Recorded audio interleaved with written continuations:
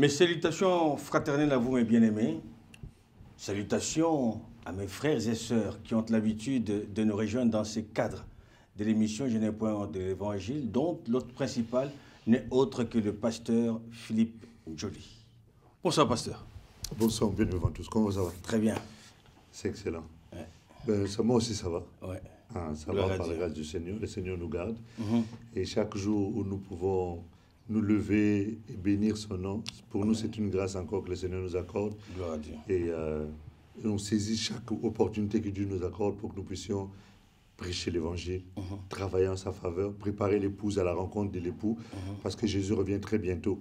Et il est important que nous puissions instruire, essayer d'apporter la grâce que Dieu nous a donnée, le mettre à contribution pour que l'Église soit préparée du mieux possible, pour que lorsque l'époux viendra, que l'épouse puisse aller la rencontrer dans les airs. Surtout, et qu'enfin que nous puissions partir, nous réjouir dans notre fête de noces. Surtout quand la parole de Dieu aura pris place dans le cœur de son absolument. peuple. Telle est votre mission. Telle est ma mission, c'est lorsque le Seigneur m'avait dit, tu dois travailler de telle sorte que ma vie soit dans le cœur de mon peuple. Gloire. Et ça, nous nous attachons à cette parole-là. Et tout ce que nous pouvons mettre à contribution tournera autour de cette parole, de manière à ce qu'elle soit vraie dans le plus grand nombre possible de la vie, des vies de ceux qui ont accepté de suivre le Seigneur.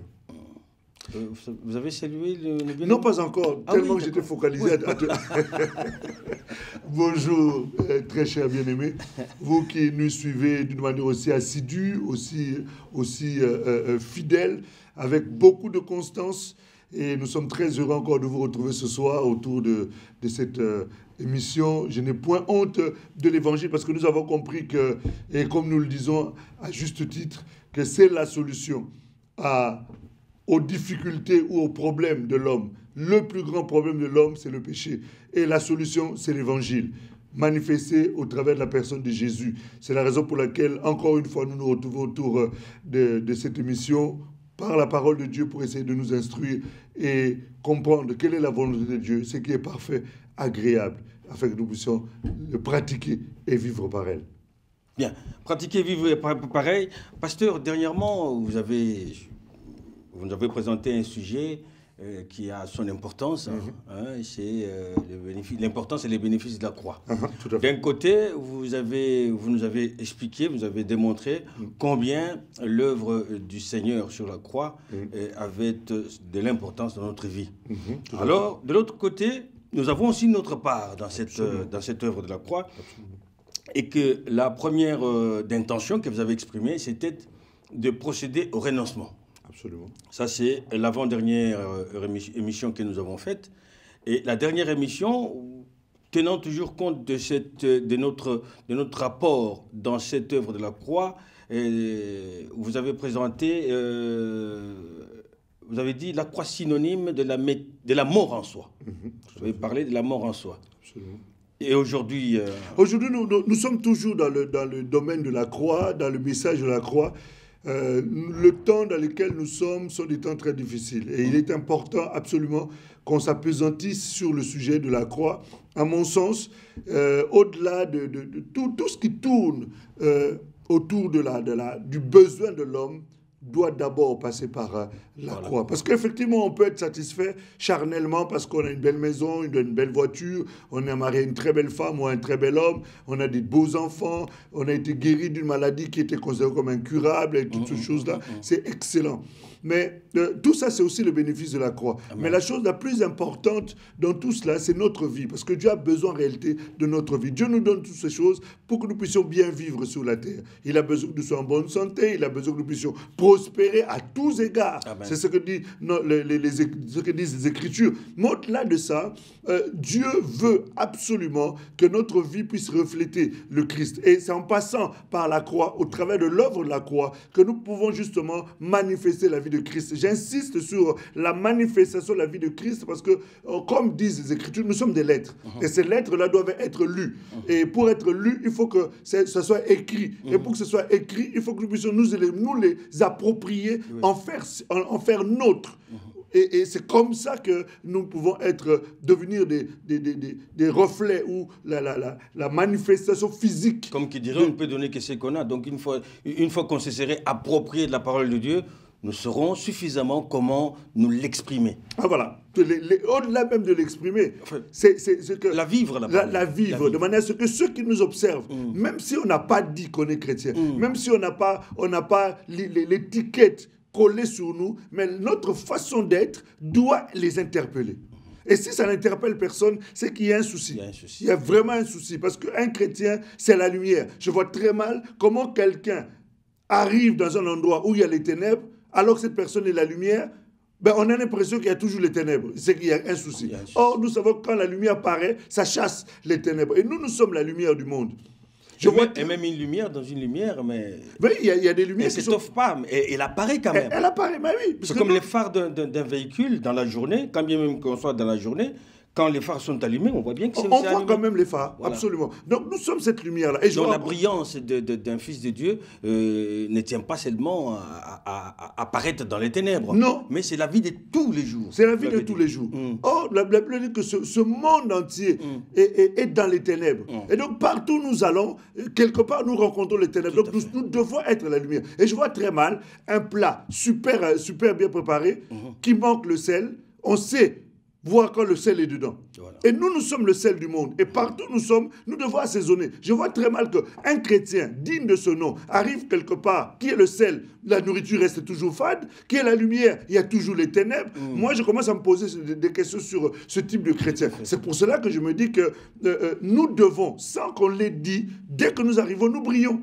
Dès que nous arrivons, nous assaisonnons. Et aujourd'hui, vous nous dites... Et aujourd'hui, nous voulons parler toujours de la croix, de la croix synonyme justement du dépouillement. Et parce que c'est ça qui permet. Le dépouillement permet à ce que la lumière puisse paraître. Le dépouillement permet à ce que le sel puisse assaisonner. C'est la croix qui nous dépouille ou bien c'est nous qui devons nous dépouiller de nous vis-à-vis de la croix? En fait, la croix est le produit qui nous donne la capacité de nous dépouiller. Parce qu'effectivement, de nous-mêmes, j'aime toujours répéter ce passage de 2 Corinthiens au chapitre 3, verset 5, où l'apôtre Paul est en train de dire, ce n'est pas comme si nous étions capables de concevoir quelque chose venant de nous-mêmes. Notre capacité, au contraire, vient de lui. Amen. Cette capacité vient de lui. Pourquoi? Parce que c'est lui qui nous a rendus capables d'être participants de la vie de Dieu. Amen. Tu vois, dans Pierre nous l'explique. Et dans le livre d'Hébreux, on peut même le lire, Hébreux au chapitre 13, j'aime beaucoup ce passage également.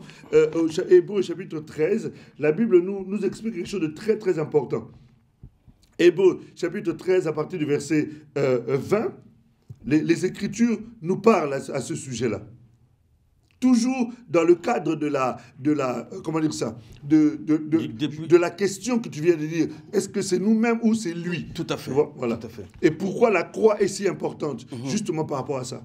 Alors, Hébreux 13, 20 dit que le Dieu de paix, qui a ramené d'entre les morts le grand pasteur des brebis, par le sang d'une alliance éternelle, notre Seigneur Jésus-Christ, vous rende capable de toute bonne œuvre pour l'accomplissement de sa volonté et fasse en vous ce qui lui est agréable, par Jésus-Christ, auquel soit la gloire au siècle des siècles. Amen. Ok, tu vois, le verset 21 nous dit que c'est qu'il vous rende capable, tu vois, qu'il vous rende capable de toute bonne œuvre. Donc, la capacité de faire les bonnes œuvres nous vient de lui. Pourquoi? Parce que la croix a pourvu à cela. Amen. Et il continue encore, dit, et face en vous, c'est lui qui fait en nous ce qui lui est agréable. C'est-à-dire que cela nous amène à comprendre que c'est la croix qui fait que Dieu puisse avoir accès à nous. Parce que Dieu n'avait pas accès à nous. Ou du moins, il avait accès à nous, mais au niveau de notre corps. Or, le Seigneur veut avoir accès à notre esprit. Parce que c'est là. La Bible nous dit dans le livre de Philippiens, au chapitre 2, verset 22, la Bible dit, vous êtes une habitation de Dieu en esprit. Amen. Tu vois? Donc, comme nous sommes l'habitation de Dieu, Dieu a besoin de venir habiter notre esprit de telle sorte que au travers de cette présence-là, nous puissions manifester, qu'il nous rende capables, qu'il fasse en nous ce qui lui est agréable. Alors, pasteur, dernièrement, renoncement, nous avons renoncé. Oui. Il fallait renoncer. Et puis, il fallait mourir en soi. Ah ben, je pense que nous continuons à mourir. On a connu la mort en soi. Oui. Et aujourd'hui, j'aimerais que nous puissions... Cela ne suffirait pas. Il faudrait se dépouiller. En fait, tout ce qui peut nous permettre d'être le plus semblable possible à Christ, nous devons le faire. Et écoute ce que disent les Écritures dans les livres de Romains. Hein? Romains, au chapitre 8. Romains, au chapitre 8, d'ailleurs, il faudrait que je mette, bon, comme c'est jamais prévu non plus d'avance. Hein. Romains, chapitre 8.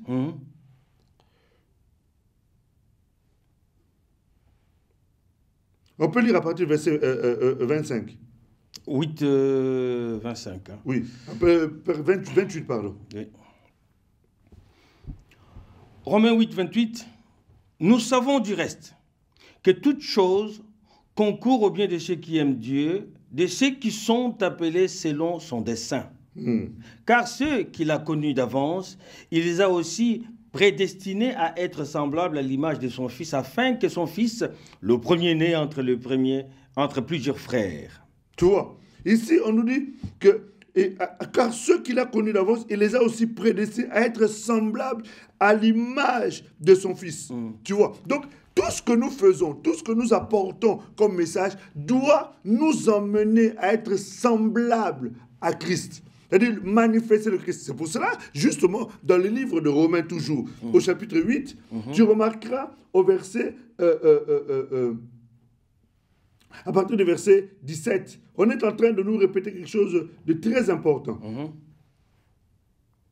Vous voulez qu'on les lise? Bon. Non. Enfin, ça dépend. Vous avez... Pour gagner du temps. Parce qu'on n'a pas encore touché à notre sujet. La Bible nous dit que le monde nos entier... frères et sœurs ne peuvent pas manquer de pouvoir aller oui, ces passages-là. Romains 8, 17, vous avez dit. Voilà, absolument. Ils comprendront. Alors, vous voulez dire, pasteur? En fait, j'aimerais être précis. Hein, dans ce que vous voulez c'est le verset 22, exactement. 22. Or, la Bible nous dit, or, nous savons que jusqu'à ce jour, la création tout entière attend la manifestation des fils. En fait, quand on est en train de parler de cela, ces fils-là, c'est l'image de Christ. Tu sais, dans la Bible, dans le livre de Genèse, chapitre 1, au verset 26, la Bible dit, Dieu créa l'homme à son image, selon sa ressemblance. Ce mot-là, image et ressemblance, en hébreu, c'est le mot tselem. Ce mot tselem veut dire icône. Je pense avoir expliqué ça une fois ici. C'est icône. Et lorsqu'on est dans le domaine informatique, on a des icônes sur les symboles. Voilà, ces symboles-là. Alors, ces symboles ne sont que des symboles, mais derrière le symbole ou à l'intérieur du symbole, il y a tout un programme. Tu vois? Et nous sommes des tselem, c'est-à-dire des icônes. Et quand quelqu'un vient cliquer, parce que pour entrer dans le programme... C'est représentatif. Voilà. On représente, voilà, ça c'est représentatif. Quand on y touche, quand on clique dessus, on rentre dans la réalité. Ça nous ouvre tout un champ de possibilités qu'il y a derrière cette icône-là. Et nous sommes des icônes, nous sommes des images et des ressemblances de Dieu. Amen. Et nous sommes des tselem. Alors quand quelqu'un vient cliquer, il doit entrer dans un immense programme de champ de possibilités que Dieu a caché en nous. Et c'est pour cela que tous les enseignements que nous donnons doivent nous équiper de manière à ce que nous soyons le plus représentatif possible de ce qui est caché dans l'icône. Lorsqu'on viendra cliquer, on va entrer, on va découvrir qui est Dieu. Celui qui te voit Dieu, qui te touche Dieu, qui t'écoute Dieu. Celui qui te fréquente Dieu. Au point où il commence à se poser des questions de savoir, mais... Celui qui t'affronte, il affronte Dieu. Celui qui t'affronte, il affronte Dieu. Celui qui t'éprouve, il éprouve Dieu. C'est comme ça que la Bible dit... Dieu est en train de parler dans les livres de Deutéronome. Non, Exode, au chapitre 20, il dit aux enfants d'Israël, il dit, j'enverrai mon ange devant vous. Vous l'écouterez et vous ne vous détournez pas de ce qu'il vous dira. Je serai l'ennemi de vos ennemis, l'adversaire de tes adversaires. Tu vois, c'est-à-dire que quand quelqu'un est l'icône de Dieu et qu'il est quelque part un champ de possibilités que Dieu a caché en lui, cette personne-là devient quelqu'un de dangereux. Parce qu'il s'approprie le pouvoir de celui qui les représente. Absolument. C'est-à-dire que tout le gouvernement du ciel est derrière cette personne pour révéler effectivement qui est cette personne aux yeux de Dieu. Donc si quelqu'un vient toucher les sorciers, les magiciens, les occultistes, tout ce qu'on peut citer là, s'ils viennent, ils ont le malheur de venir te toucher, ils viennent toucher à celui qui est la prunelle et l'œil de Dieu, et ils risquent d'avoir des sérieux problèmes. C'est pour ça que par moment, ça me fait mal de voir que certains chrétiens ne savent pas reconnaître qui ils sont. Et l'ignorance est l'une des maladies la plus terrible à combattre, tu vois. Et quand quelqu'un... C'est pourquoi, Dieu dit que mon peuple périt. Complètement. Osée chapitre 4, verset 6. Donc, c'est pour ça qu'il est important, nécessaire, c'est pour ça que nous nous avertissons à tout ce temps que nous passons ici. C'est pour ça... Pour que nous ne périssions pas. Pour que nous ne périssions pas, que chacun puisse prendre la mesure de ce qu'il représente devant Dieu. Que chacun puisse comprendre quelle est sa place devant Dieu. Que tu es un tselem, tu es une icône. Et cette icône-là, dans laquelle Dieu a caché tout le programme du ciel. Ouais, raison pour et pour justement manifester le programme du ciel, il est important justement de passer par le dépouillement. Justement, c'était ça ta chute, hein? Non, la question que je voulais vous poser. Voilà, justement. Christ Jésus étant notre modèle, de quoi s'est-il dépouillé, lui? De quoi s'est-il dépouillé? Lui qui n'avait aucun péché et tout ça. Alors, on peut le lire, hein? Les Écritures sont très claires. Là, nous voyons les dépouillements de Christ et puis nous revenons à notre dépouillement. Il n'y a aucun souci. D'accord. et justement, dans les livres de... Vous avez un rire provocateur, là, pasteur. Moi, tu peux m'appeler prophète aussi, il n'y a pas de problème. L'esprit qui est à moi, c'est l'esprit de prophète. Amen. Non, mais pour ne pas emmener la confusion, je suis pasteur. Parce qu'aujourd'hui, il y a tellement de confusion de ces choses-là. Mais enfin, je ne veux pas rentrer là-dedans. Non, mais c'est moi qui ai fait les lapsus. Oui. Donc, non, mais bon, on peut appeler ça lapsus, mais le Saint-Esprit parle tantôt d'une manière, tantôt d'une autre. Par rapport à ceux qui vont juger. Bien. Éphésiens. Philippiens du moins, chapitre 2. Philippiens 2 nous dit... À partir du verset 5. Ayez en vous les sentiments qui étaient en Jésus-Christ, lesquels, existant en forme de Dieu, n'a point regardé comme une proie à arracher d'être égal avec Dieu, mais s'est dépouillé lui-même en prenant une forme de serviteur, en devenant semblable aux hommes et ayant paru comme un simple homme. Mais de quoi s'est-il dépouillé? Mais Jésus s'est dépouillé de sa gloire. La Bible nous dit, il n'a pas regardé comme une proie arrachée d'être égal à Dieu. Alors, quelquefois, on ne sait pas mesurer qui est Jésus. La Bible nous dit que Jésus est l'alpha et l'oméga. Jésus est le commencement et le dernier. Jésus est l'empreinte du Dieu vivant. Que Jésus est le Fils unique venu du Père. Que Jésus-Christ est le Dieu tout-puissant. La Bible nous dit, dans le deuxième livre, on peut y aller? Deuxième livre de... Dans 1 Jean, chapitre 5. 1 Jean, chapitre 5. J'aimerais juste que nous puissions lire juste ce verset-là, et puis et ça serait bon. Verset 20. 1 Jean 5, 20, enfin chapitre 5, verset 20, dit « Nous savons aussi que le Fils de Dieu est venu et qu'il nous a donné l'intelligence pour connaître le véritable. Et nous sommes dans le véritable en son Fils Jésus-Christ. » Qui? C'est lui qui est le Dieu véritable. Ah, c'est beau. Hein? Et la vie éternelle. Alléluia. Tu vois, on nous dit ici, qui est Jésus? Mais Jésus est le Dieu véritable. Il a dit, il nous a donné l'intelligence pour comprendre que nous sommes dans le véritable. Mais c'est qui le véritable? C'est lui qui est le Dieu véritable. Et la vie éternelle. Donc, il a dû se dépouiller de sa divinité, quitter son trône de gloire, revêtir un corps humain, descendre sur la terre, être flagellé, être humilié, être maltraité, on lui crache dessus, on l'a porté une couronne d'épines, on l'a cloué à la croix. C'était le Dieu vivant qui, descendu, prenant la forme humaine pour venir nous sauver. Mais de quoi s'est-il dépouillé? Il s'est dépouillé de sa gloire. Amen. Imagine-toi ce que tu as créé est en train de te maltraiter comme un simple, un petit malfaiteur. La Bible dit il a été crucifié à la croix. Il est mort de la mort de la croix. Une mort ignominieuse, une mort réservée aux brigands. S'il vous plaît, quand est-ce qu'il a été brigand? Quand est-ce qu'il a volé? La Bible dit il ne s'est point trouvé de fraude, ni de péché dans sa bouche. Il n'y avait aucune iniquité dans son esprit. Mais comment voulez-vous qu'une telle personne puisse mériter la croix, le châtiment de la croix? Tout cela, c'est la réalité de l'amour qu'il avait pour nous en quittant son trône de gloire, le Dieu véritable. Mais toutes ces choses-là, c'est difficile à comprendre quand l'esprit n'est pas ouvert parce que ça peut emmener à la confusion de dire mais comment Dieu se retrouve sur la terre avec... Ça, c'est la révélation de la parole de Dieu qui nous permet de nous éclairer et de nous emmener à comprendre quelle est la volonté de Dieu. Donc, c'est pour cela que ici on nous explique que Jésus a dû se dépouiller de cette gloire-là pour venir sur la terre. Et lui nous a montré l'exemple. C'est pour cela, dans le livre d'Éphésiens, au chapitre 4, à partir du verset 21, on va lire ça et ça va nous aider à entrer justement dans notre sujet du jour. Le sujet du jour qui est le dépouillement cette fois-ci de l'homme, absolument, du chrétien. Absolument.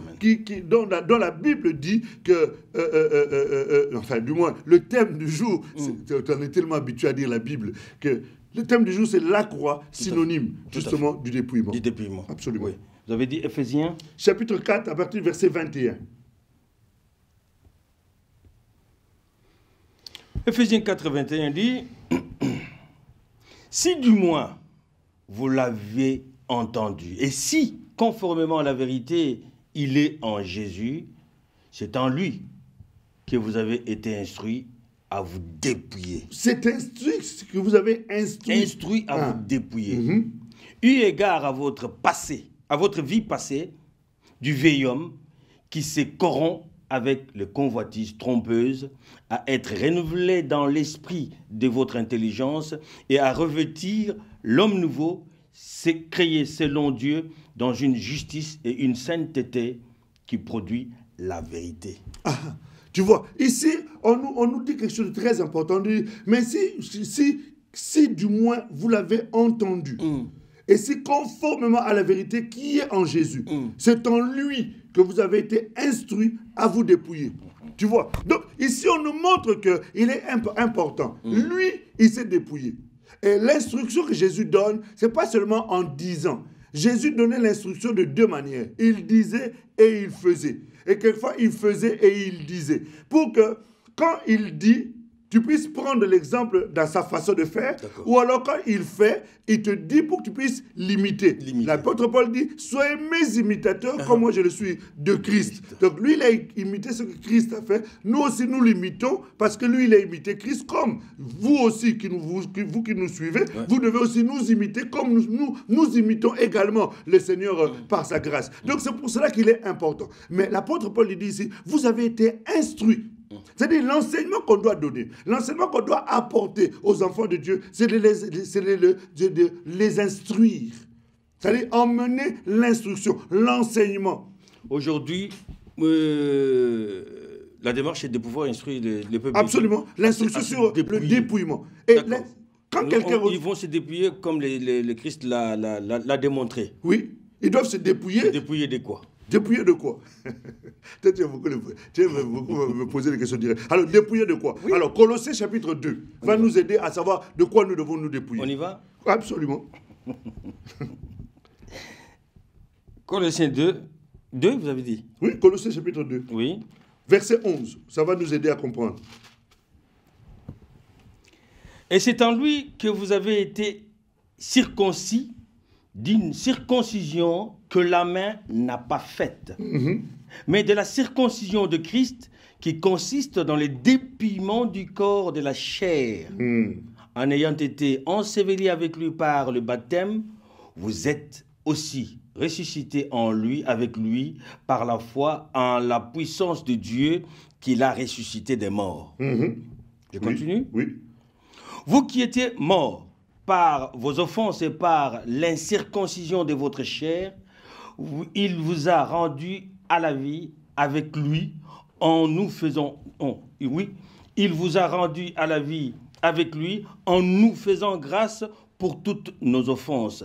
Il a effacé l'acte dont les ordonnances nous condamnaient et qui subsistait contre nous et il l'a détruit en le clouant à la croix. Il a dépouillé les dominations et les autorités et les a livrées publiquement en spectacle en triomphant d'elles sur la croix, par la croix. Tu vois, donc la croix est vraiment le centre de tout. C'est à la croix que Jésus nous a dépouillés déjà en esprit. Non seulement nous, il nous a dépouillés, mais il a aussi dépouillé Satan et tous les démons de toute l'autorité, de tous les pouvoirs qu'ils avaient. Et ils nous emmènent, nous maintenant, à nous dépouiller selon la question que tu m'as posée dans Colossiens chapitre 2. Il a dit, et c'est en lui que vous avez été circoncis d'une circoncision que la main n'a pas été faite, mais de la circoncision de Christ, qui consiste dans le dépouillement du corps de la chair. Dans le dépouillement du corps de la chair. Parce qu'en lisant ce passage, on voit bien que la parole de Dieu nous présente Dieu Christ qui se dépouille de ce qu'il devait se dépouiller. Et en même temps, on dit il a dépouillé Satan. Oui. Et l'homme doit se dépouiller. Peut-être que ça nous est sorti de l'esprit, parce que définissons-nous un peu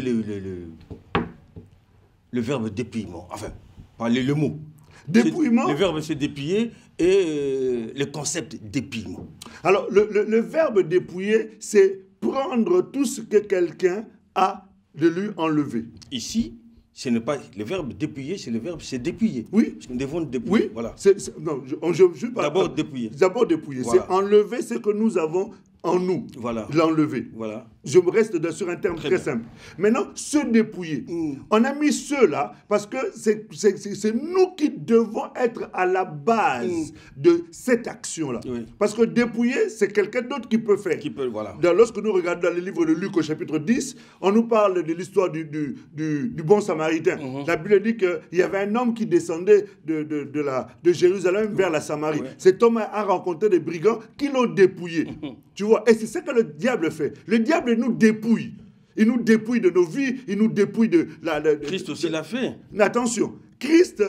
Il s'est dépouillé, il a dépouillé Satan, il a dépouillé Christ n'a pas dépouillé, il s'est dépouillé. Oui, il s'est dépouillé. Voilà. Mais il n'a pas dépouillé les autres, il s'est dépouillé. Mais ce même dépouillement-là, il a dépouillé quoi Là, Christ ici, il a dépouillé le diable. Justement. C'est-à-dire, il a arraché tout ce que le diable avait volé quelque part à l'homme au jardin d'Éden. Lorsque l'homme a péché, quelque part, il a transféré l'autorité. Tous les trésors que Dieu lui avait donnés est allé entre les mains de Satan. C'est pour cela qu'il fallait que Christ vienne et que Jésus dépouille le diable de cette autorité pour le rétrocéder à l'homme. Tu vois? Donc c'est pour ça qu'il est important. Donc le dépouillement, Jésus a dépouillé Satan, il a dépouillé le monde des ténèbres au travers de la croix. Gloire à Dieu. Donc maintenant, on nous dit nous devons nous dépouiller nous-mêmes, comme Jésus aussi s'est dépouillé. Et là, c'est un acte que nous devons faire d'une manière personnelle. Et c'est pour cela que Colossiens nous dit que ce dépouillement consiste dans du dépouillement du corps de la chair. Amen. Tu vois, donc on nous montre que le corps là a besoin d'être dépouillé dans sa dimension de la chair. Et c'est pour ça qu'il faut bien comprendre. Dans le livre de Colossiens, toujours, Colossiens parle beaucoup de ces choses-là. Colossiens chapitre 3, au verset 9, on nous explique quelque chose d'important. Toujours par rapport à la question que tu nous as posée concernant le dépouillement. Ne mentez pas les uns aux autres. Vous étant dépouillés du vieil homme et de ses œuvres, et ayant revêtu l'homme nouveau qui se renouvelle dans la connaissance selon l'image de celui qui l'a créé. Ok.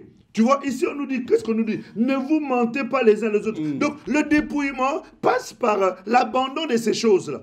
Le mensonge, le vol, la tricherie, l'hypocrisie. Parce que ce sont ces choses qui font que ça met, on le verra d'ailleurs tout à l'heure, ça met beaucoup de difficultés. Le manque de dépouillement crée des conflits. On le lira d'ailleurs tout à l'heure. Donc on nous montre ici que nous devons nous dépouiller. Nous dépouiller du vieil homme qui a des œuvres Et nous comprenons le vieil homme, c'est notre chair. Tu sais, il y a un message que j'avais un jour abordé sur la mort du premier mari. C'est-à-dire le premier mari, c'est notre vieil homme. Et nous devons maintenant prendre, nous marier avec le second mari, qui est Christ. Tu vois. Et lorsqu'on regarde l'histoire d'Abigail, qui était la femme de Nabal. Nabal veut dire méchant, insensé. Abigail était mariée à Nabal. Nabal, c'était le type du vieil homme. Tu vois. Il a fallu que le vieil homme meure pour que Abigail se marie au nouvel homme qui est David, qui était le type de Christ. Tu vois. Et donc, en faisant ça, lorsque nous allons dans le livre de Romains, au chapitre 7, on nous parle du premier homme qui était comme la loi et du second homme qui est Christ, la grâce. Donc, c'est pour ça qu'il est important que le vieil homme meure. Or, tant que le vieil homme ne meurt pas, tant que le vieil homme n'est pas dépouillé de ses œuvres, parce qu'il y a des œuvres du vieil homme, on les a citées, et chacun, quelque part, en vivant sa vie, au travers de sa conscience, il sait reconnaître que ce que je suis en train de faire là, ce ne sont pas les œuvres de l'esprit, ce sont les œuvres du vieil homme. Et à partir de là, nous devons nous dépouiller de cela, de manière à ce que nous puissions revêtir l'homme nouveau.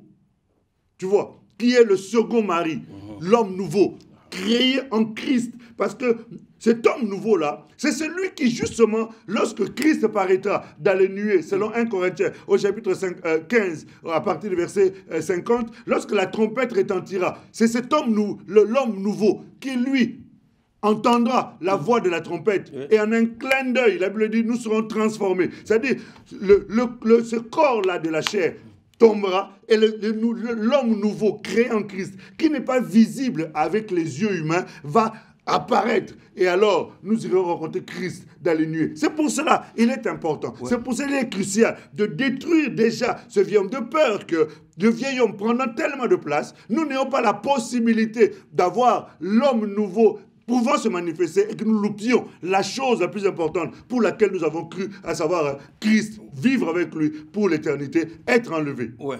Et faisant allusion au vieil homme, lors de l'émission précédente, on l'a évoqué, ces vieil hommes-là. Mais le vieil homme, c'est un persévérant. La croix synonyme de la mort en soi, la croix synonyme de dépouillement, est-ce qu'il y a interpratique entre... Il y a une interconnexion. La Bible... C'est lié. La Bible est un puzzle. C'est complémentaire. La Bible est un puzzle. Et le puzzle, par définition, c'est plusieurs pièces qui, imbriquées les unes les autres, finissent par donner un tableau qui n'était pas forcément visible d'une manière de prime abord. Voilà. Donc, forcément, quand je parle de la mort, quand je parle du renoncement, quand je parle... C'est ça les choses automatiquement. Parce que celui qui meurt en soi se dépouille. Celui qui se dépouille renonce. Celui qui renonce, il meurt. Et celui qui meurt manifeste la vie. Donc, ce sont toutes ces choses-là qui s'imbriquent les unes des autres et permettent, parce que l'objectif, c'est d'être à l'image de Christ. Celui qui meurt en soi voit un autre homme en soi qui celui qui meurt en soi, il y a une nouvelle vie qui apparaît. Et cette nouvelle vie-là, c'est la nouvelle, c'est l'homme nouveau, justement, qui est en Christ. L'homme nouveau qui se renouvelle, tu vois, dans la connaissance de l'image de celui qui l'a créé. Or, l'image de celui qui l'a créé, c'est qui? C'est Christ qui a créé l'homme nouveau. Et nous devons être renouvelés à chaque fois. Et le dépouillement permet cela. Tu vois, le dépouillement permet cela. C'est pour ça qu'il est important, il est nécessaire, il est crucial, fondamental. J'aime beaucoup reprendre ces termes-là pour que nous puissions nous dépouiller. Si quelqu'un ne se dépouille pas... Il est vraiment fondamental. Ah oui, c'est fondamental, c'est vital. Le dépouillement tient de la vie quotidienne. Mais le dépouillement, c'est tous les jours. Regarde ce que nous disent les Écritures dans le premier livre de Corinthiens au chapitre 6. Pour te montrer que c'est dans le relationnel. Tu vois, le dépouillement, c'est dans le relationnel. C'est tous les jours. 1 Corinthiens au chapitre 6. Oui. Tu peux lire à partir du verset 7. Même à partir du verset 6 pour une meilleure compréhension. Mais un frère plaide contre un frère et cela devient des infidèles. Et c'est là devant... Je reprends.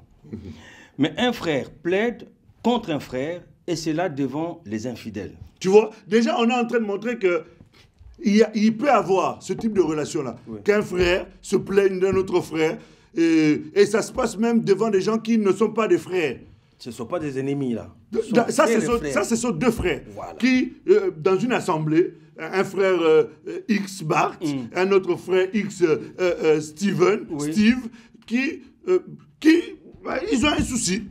Tu vois, qui plaident. Et qui justement, ce souci-là, ils sont en train de le poser devant des inconvertis, des gens qui ne croient pas, qui n'ont pas la foi comme eux, qui ne sont pas des frères dans la foi. Tu vois, c'est pour ça que je disais tout à l'heure, le dépouillement contribue à permettre à ce que les relations soient fluides, les relations soient faciles. C'est le quotidien. Et d'ailleurs, le fait de ne pas se dépouiller, c'est pour cela que les foyers, les couples divorcent, à cause du manque de dépouillement. Les couples, les relations, les affaires ne marchent pas.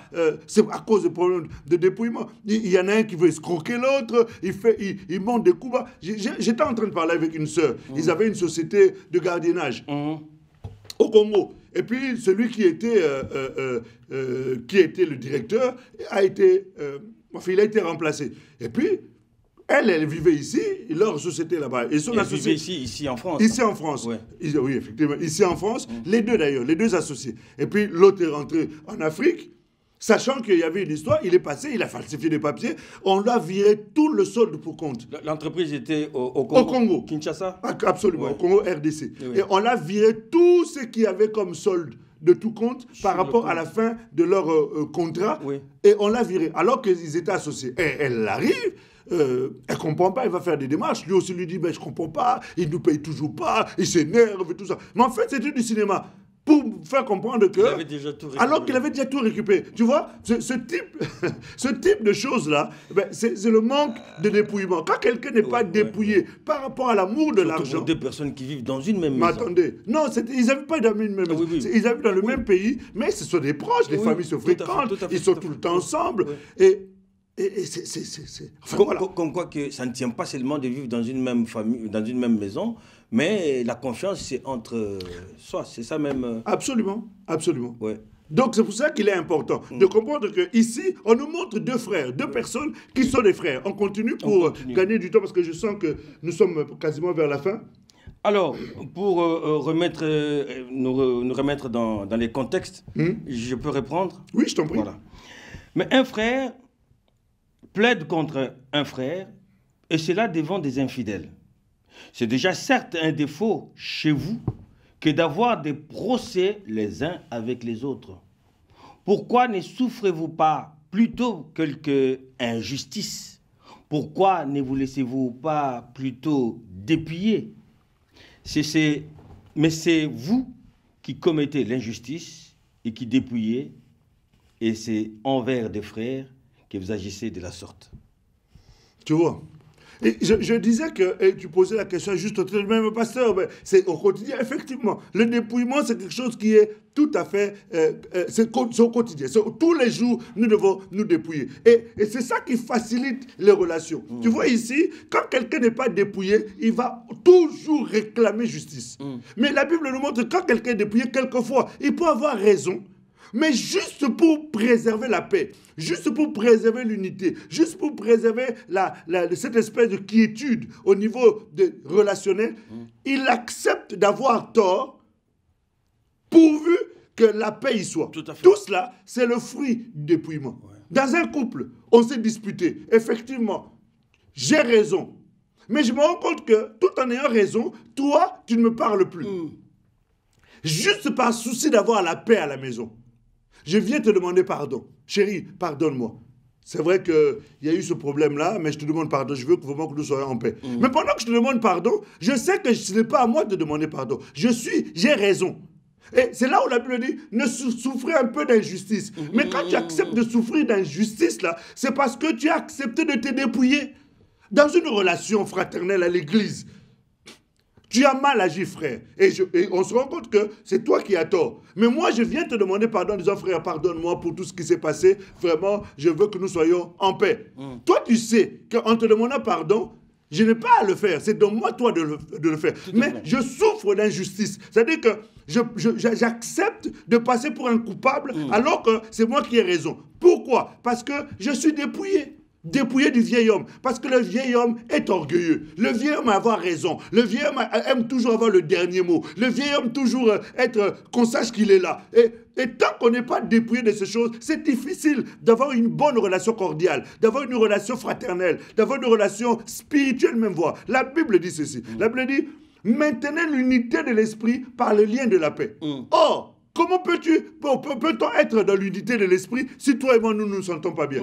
Tu vois, si toi et moi, nous sommes en conflit, nous ne sommes plus déjà dans l'unité. Et tu vois, ce sont des choses qui peuvent même détruire la vie de l'Église, détruire la vie d'intercession au niveau de l'Église, détruire l'unité au sein de l'Église. La Bible nous dit, dans le livre des Actes, que toute l'Église n'était qu'un cœur, une âme, une même pensée. Mais pourquoi? Parce que c'était un peuple qui était dépouillé. Amen. Tu vois. Alors, le manque de dépouillement fait que nous sommes ensemble, charnellement, mais dans l'esprit, nous ne sommes pas dans l'unité. Et quand nous prions, la Bible dit, 2 personnes peuvent-ils marcher ensemble s'ils ne sont pas d'accord? La Bible dit, si 2 personnes s'accordent, demandent quoi que ce soit, il leur sera donné. C'est pour cela qu'il est important de maintenir le lien de la paix par la notion du dépouillement. Quand quelqu'un se dépouille, il accepte d'avoir tort, pourvu que nous maintenions le lien de la paix et l'unité de l'esprit. Et quand j'accepte d'avoir tort et que je souffre d'injustice, je n'en souffre pas au fond de moi, en me disant, oui, c'est toujours moi qui demande pardon. Non, non, non. Parce que je suis déjà dépouillé, moi.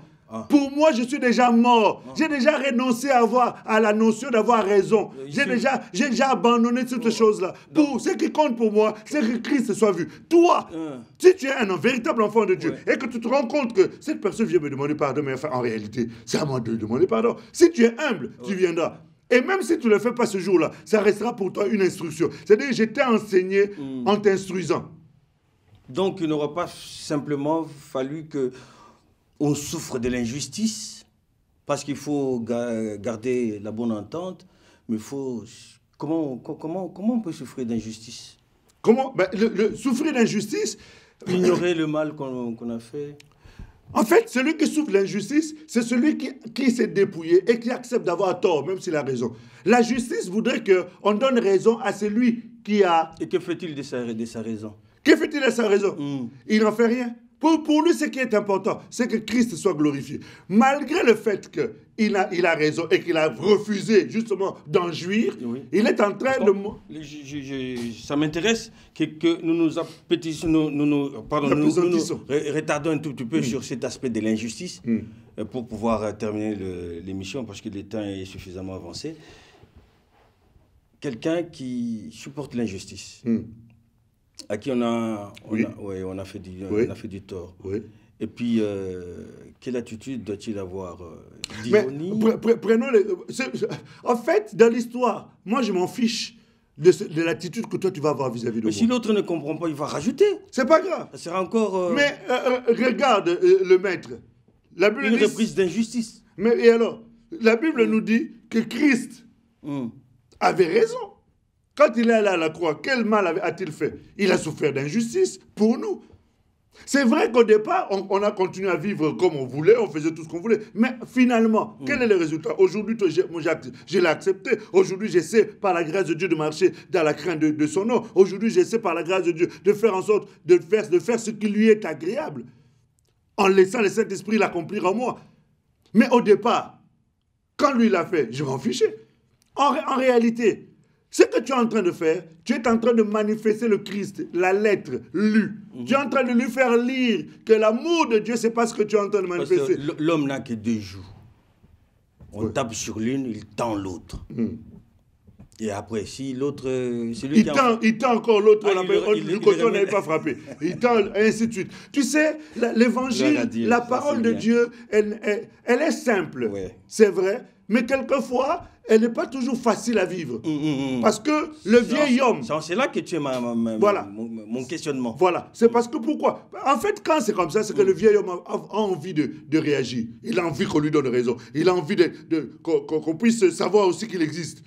Il ne faut jamais lui donner la possibilité. Il faut toujours se dépouiller, le dépouiller de ses œuvres. Parce que quand on veut considérer le vieil homme, je peux m'énerver après. Parce que la prochaine fois, tu vas recommencer. Toujours en se disant, oui, parce qu'il est écrit qu'on ne peut jamais être tenté au-delà de nos capacités, tout ça. Bon, j'attends jusqu'à ce que...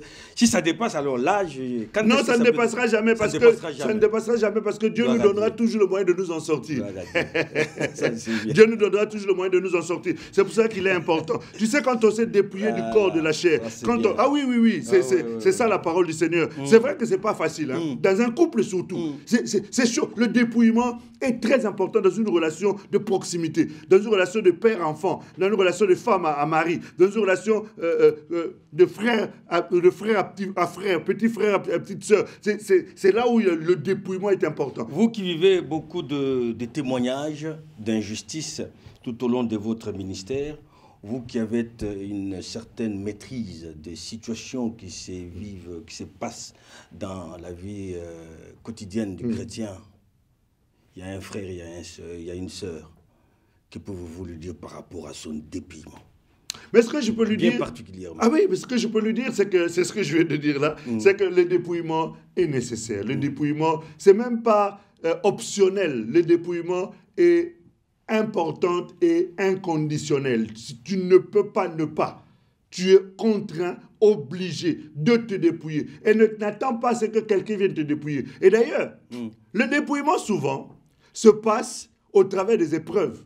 C'est là où Dieu nous dépouille. Wow. Le dépouillement vient souvent au travers des difficultés. C'est là où Dieu nous dépouille. Parce que s'il devait attendre que nous puissions nous dépouiller, souvent, l'homme n'aime pas se dépouiller.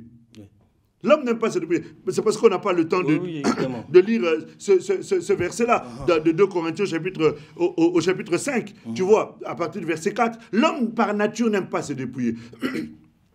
C'est pour cela que Dieu permet que les épreuves arrivent. Et c'est pour ça que Jacques nous dit, dans Jacques 1, verset 2, que Jacques 1, verset 2, la Bible nous dit que regardez comme un sujet de joie toute épreuve. Pourquoi? Toute situation difficile auquel vous pouvez être confrontés. Parce que ça éprouve notre foi. Pour que nous puissions devenir des hommes qui ne faillissent plus. Tu vois? Et ça passe par le dépouillement. Quand quelqu'un ne passe...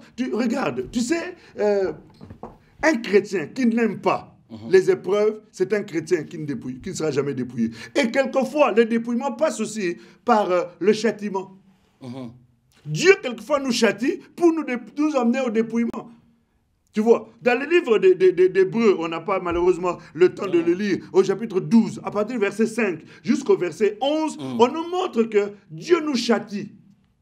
Et or, Dieu ne châtie jamais les enfants illégitimes. Dieu châtie toujours les enfants légitimes. Et quand il les châtie, c'est toujours pour nous emmener à nous dépouiller.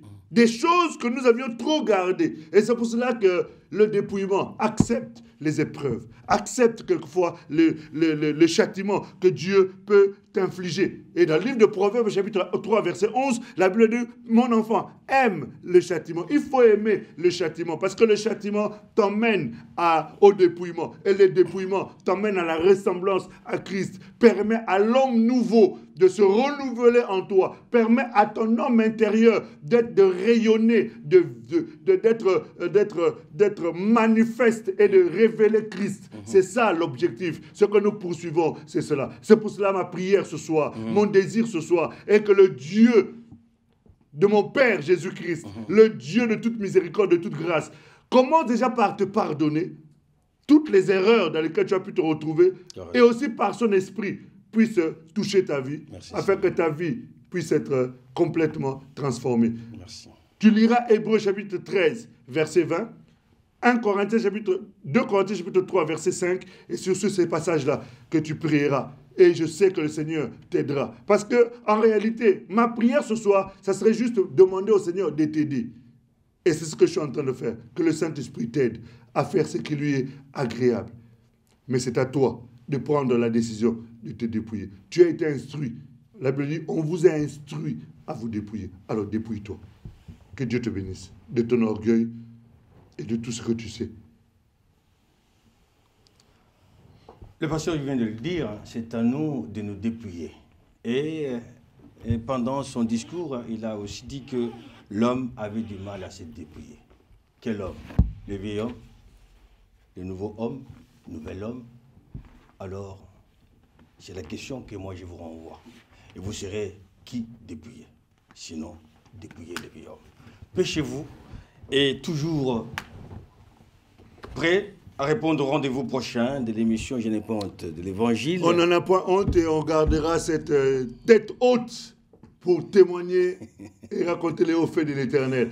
Surtout, s'il vous plaît, partagez. Soyons pas égoïstes. C'est aussi ça le dépouillement. Nous dépouiller de l'égoïsme pour donner aux autres. Amen. Que Dieu vous bénisse richement. Love you so much. Priez pour nous, soutenez-nous. Oui. N'hésitez pas. Comme d'habitude, envoyez vos questions inbox. Nous sommes là pour vous répondre et vous soutenir dans les prières. Vous avez vu le numéro de téléphone qui apparaît. Téléphonez, n'oubliez pas. Appelez, téléphonez. Nous sommes là à votre disposition. Si vous avez déjà une église, continuez-y. Apportez le meilleur de ce que vous avez, aimez vos frères, manifestez la vie de Dieu. Si vous n'avez pas un endroit où prier, vous êtes les bienvenus au Centre chrétien d'évangélisation Amour et Vérité qui se trouve au 122 rue de Paris à Montreuil, métro Robespierre, ligne 9, sortie Barbès. Nous avons nos cultes de 10h à 12h30 pour le dimanche, le jeudi de 19h à 21h. Vous êtes les bienvenus. Je crois que tu as une église où tu pries. Tu peux donner l'adresse pour que ces bien-aimés viennent aussi là où tu es en train de prier. Merci, pasteur, de me donner cette opportunité. Évidemment, moi, je suis membre de l'église locale Parole du Salut, qui est à Épinay-sous-Sénart, 8 Jules Gued. J'ai dit quoi? 8 Jules Gued. Jules Gued, Épinay-sous-Sénart. Épinay-sous-Sénart. Oui. Voilà. On est là tous les mardis, de 19h à 21h, vendredi de 19h à 21h et dimanche de 10h30 à 12h30. Merci beaucoup. Pêchez-vous. Merci, pasteur. Bah, tu vois, c'est ce qu'on appelle la complémentarité en Christ. Amen, amen. Merci beaucoup. Merci. Que Dieu te bénisse. Amen. Ah. Nous profitons pour saluer le pasteur Boni et que Dieu le bénisse richement. Qui est pasteur des Paroles du Salut. Qui est le pasteur des Paroles du Salut. À Dourdan. Ah, ça, c'est pas... Ah, ça c'est Dourdan. Hein? Oui. Bah alors, pasteur Noé là. Noëlla, oui, c'est Épinay-sous-Sénart. Voilà. Les pasteurs titulaires là-bas. Oui. Voilà, ben nous le saluons au passage. Merci. Certainement, nous l'aurons sur ce plateau pour qu'il puisse nous apporter la grâce que Dieu lui a accordée. Merci. À très bientôt.